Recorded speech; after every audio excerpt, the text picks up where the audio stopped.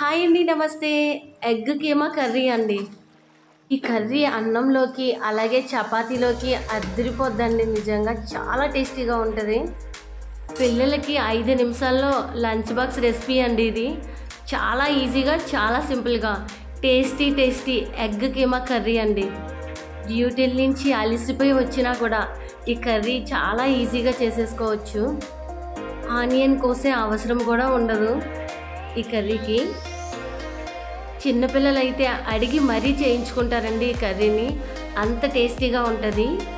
ఈ కర్రీకి అవసరమైన ఇంగ్రీడియంట్స్ 3 గుడ్లు, వెల్లుల్లిపాయ, ఎండుమిరపకాయలు, జీలకర్ర, ధనియాలు, అలాగే గసగసాలు ఒక 3 స్పూన్లు అండి.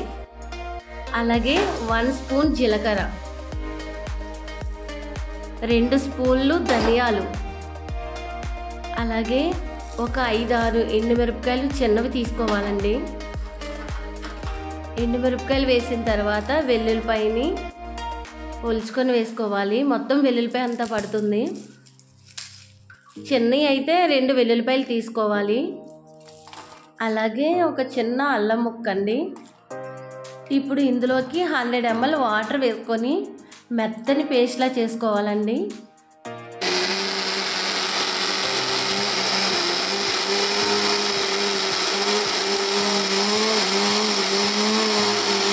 బాగా మెత్తగా మిక్సీ పట్టేసుకోవాలి.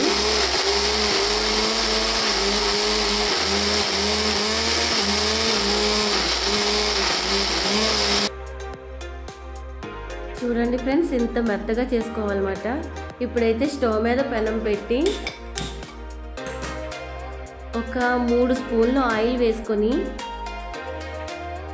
ఆయిల్ వేడైన తర్వాత ఈ మిక్సీ పట్టిన మిశ్రమాన్ని అంతా కూడా వేసుకోవాలి. వేసుకొని చక్కగా వేయించుకోవాలి. అలాగే మిక్సీ జార్లో ఇంకా కొంచెం ఉంటుంది కదా, అది మిగిలింది వాటర్ వేసుకొని కలుపుకొని వేసేసుకోవాలి. ఈ మసాలా పేస్టు ఈ ఆయిల్ మొత్తం చక్కగా పీల్చుకొని ఈ మసాలాను మొత్తం మీడియంగా బాగా ఉడికించుకోవాలి. ఇలా ఉడుకుతున్నప్పుడే టేస్ట్కి సరిపడా సాల్ట్ వేసుకోవాలి. ఈ సాల్ట్ వేసిన తర్వాత మళ్ళీ ఒకసారి బాగా కలుపుకోవాలి. కొంచెం లైట్గా చిక్కబడేంత వరకు కూడా ఇలానే వేపుతూ ఉండాలి. అడుగు పట్టనివ్వకూడదు అస్సలు. మూత పెట్టి ఉడకనివ్వాలి. మూత తీసిన తర్వాత ఆయిల్ మొత్తం ఇలా పైకి తేలింది కదా ఫ్రెండ్స్, మళ్ళీ ఒకసారి కలిపేసుకోవాలి. ఈ ప్రాసెస్ మొత్తం మీకు 5 మినిట్స్లో అయిపోద్దండి. జస్ట్ మిక్సీ పెట్టేసి ఇలా ఈ మసాలా వేపడమే. ఇలా చక్కగా వేగిన తర్వాత ఎగ్స్ని 3 ఎగ్స్ అని చెప్పాను కదా, 3 ఎగ్స్ని కూడా బ్రేక్ చేసుకొని వేసుకోవాలి. ఈ టేస్టీ కర్రీ మా అమ్మగారు చేసేవారండి. నేను కాలేజీకి వెళ్ళినప్పుడు ఈ కర్రీ చేసి పెట్టేవారు నాకు. చాలా తొందరగా చక్కగా అయిపోయేది అన్నమాట ఈ కర్రీ. అందుకని చెప్పి తక్కువ టైంలో టేస్ట్ కావాలి, అలాగే స్పీడ్గా అయిపోవాలి అంటే మాత్రం ఈ కర్రీ కంపల్సరీ చేయాల్సిందే.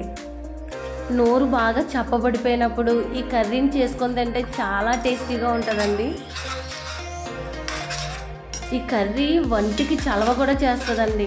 ఎందుకంటే మనం వేసింది గసగసాలు, జీలకర్ర, కాబట్టి ఇది ఒంటికి చాలా చలవ చేస్తుంది. ఈ కర్రీని పురటాళ్ళు కూడా తింటారండి.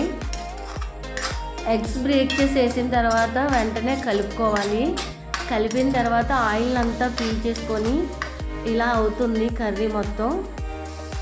మంటను హై ఫ్లేమ్లో ఉంచుకొని వేపుతూ ఉండాలండి. చూడండి ఎలా చక్కగా విడిపోయిందో. ఈ ఎగ్ కీమా కర్రీని ఆయిల్ పైకి తేలేంత వరకు కూడా వేపుకోవాలి. కొంచెం మందపాటి కళాయి ఉంటే తీసుకోండి ఫ్రెండ్స్. అలాంటి కళాయిలో చేసుకోవాలి ఈ కర్రీని, అప్పుడు మాడిపోకుండా ఉంటుంది అన్నమాట. ఈ ఎగ్ కీమా కర్రీని ఒక్కసారి చేసుకుంటే చాలండి, మళ్ళీ మళ్ళీ తినాలి అనిపిస్తుంది. అంత టేస్టీగా ఉంటుంది. నేను ఇన్నిసార్లు చెప్తున్నాను అంటే ఖచ్చితంగా టేస్టీగా ఉంటుందని అర్థం. కాబట్టి ఒక్కసారి మీరు కూడా ట్రై చేయండి ఫ్రెండ్స్ ఈ కర్రీని. మీకు ఎలా వచ్చిందో నాకు చెప్పండి, కామెంట్ చేయండి.